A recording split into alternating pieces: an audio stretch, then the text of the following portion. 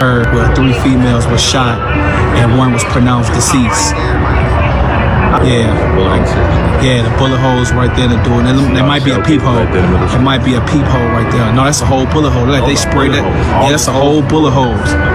Them are all bullet holes right there. Check on y'all peoples, man. Fulton and Kedzie. 3 females shot, 1 killed.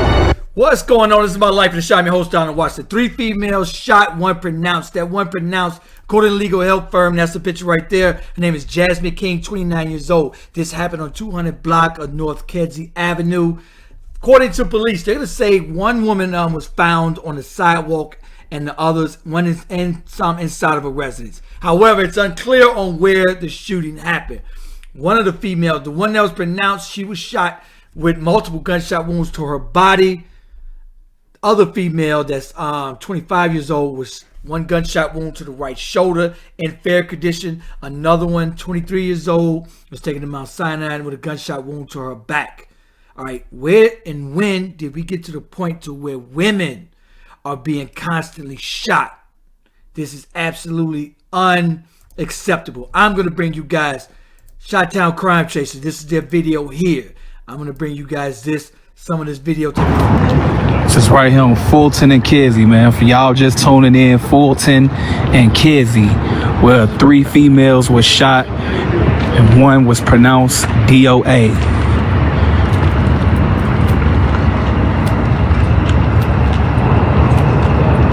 Three females shot, 1 DOA. Prayers to the families. Prayers to the victims' families. Fulton and Kedzie. 3 females shot. 1 has passed. 1 has deceased. If anyone knows the family of the deceased. Very sad day where men, we must protect our women. It's absolutely unacceptable for these youngsters just to be out here shooting up.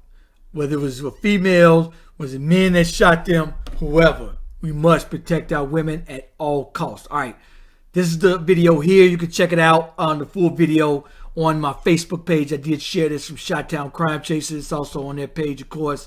Chi-Town Crime Chasers on Facebook and Instagram. You can see the full video. Big bullet holes. Wow. All right. I'm going to also bring you guys Mayor Brandon Johnson press conference. And reporters are going to ask him, hey, why are you spending so much money? You know we're about to be $1 billion in the hole. And they're going to say, how are you spending $80,000 on renovation for the First Lady's office? This guy is unbelievable. Listen to this. What is the role of the First Lady in your administration, and how do we justify spending upwards of $80,000 to redecorate an office for her and staff in our current financial situation? So the Cultural Center has always been a location for dignitaries. Every First Lady has had office space, there. Renovations for my office or any other office is standard procedure. And just duck and dodge your questions. People is still our commitment. Is there any concern about optics of spending $4,000 on a desk or $4,000 in club chairs at a time when the city is in this sort of budget hole?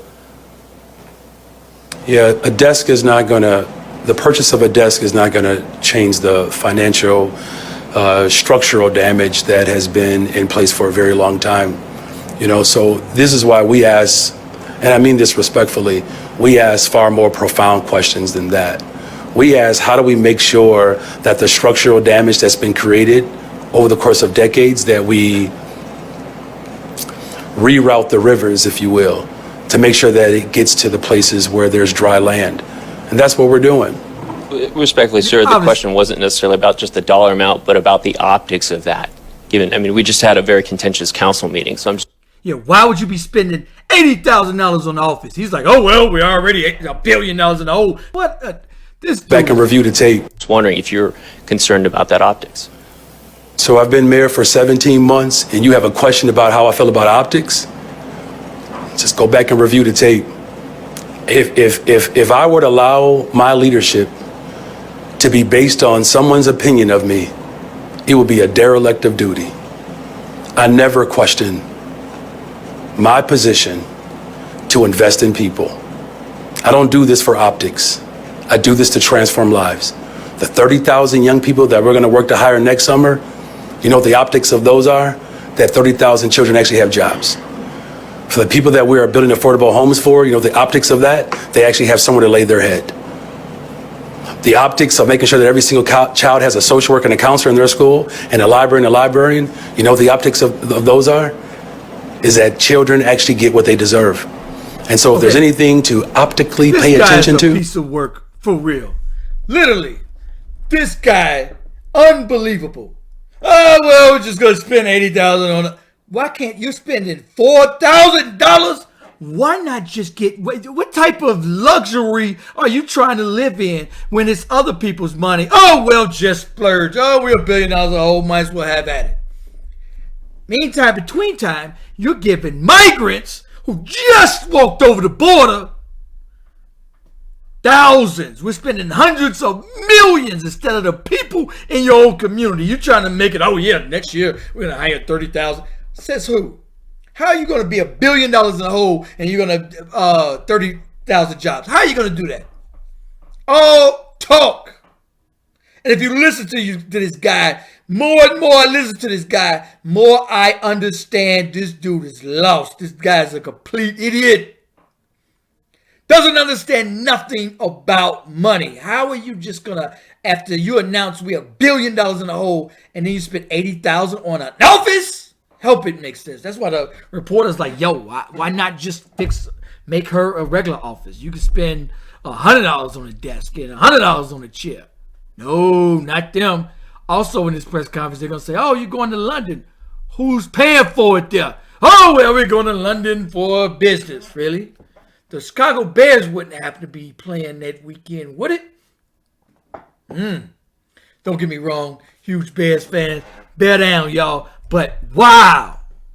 Absolutely wow. We get out there and we vote blue no matter who. All right? And we expect things to change. However, have y'all understand, that's why I'm independent now. Because things are getting worse. Here it is. Y'all put everybody else first.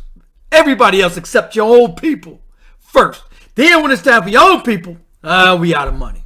So now you got to have layoffs. Now it's going to be less jobs next year. Now all the things, the programs and everything that we had, and then guess who's going to pay for it? You and me.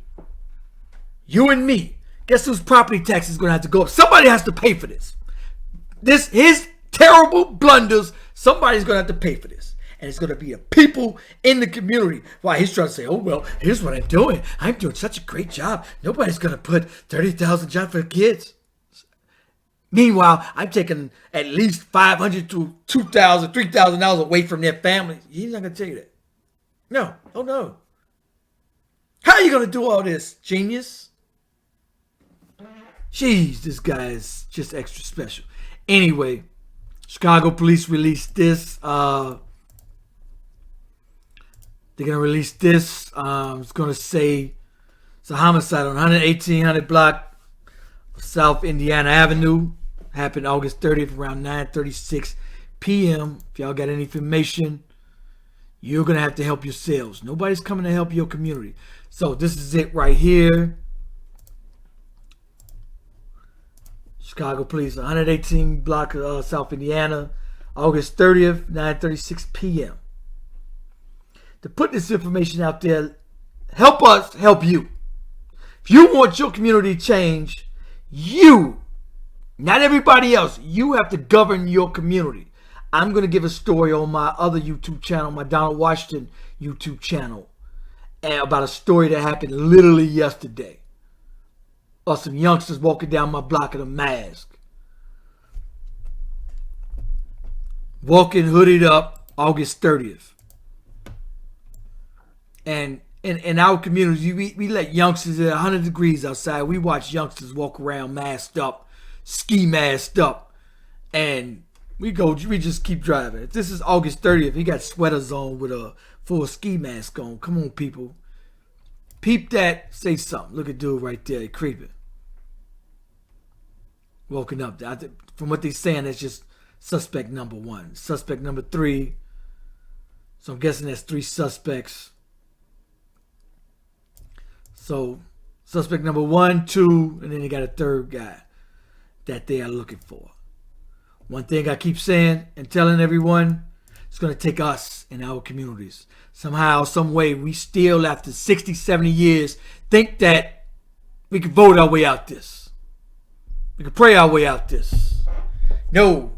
If we want our communities to change, it's going to take us in our communities to change it. If we don't change it, it ain't going to get done. Understand that. Anyway, make sure you guys like, subscribe. Let me know what you think about this video. Peace. The city on fire, ooh, down to the wire. It's my life in the shine. Ooh, it's my life in the shine.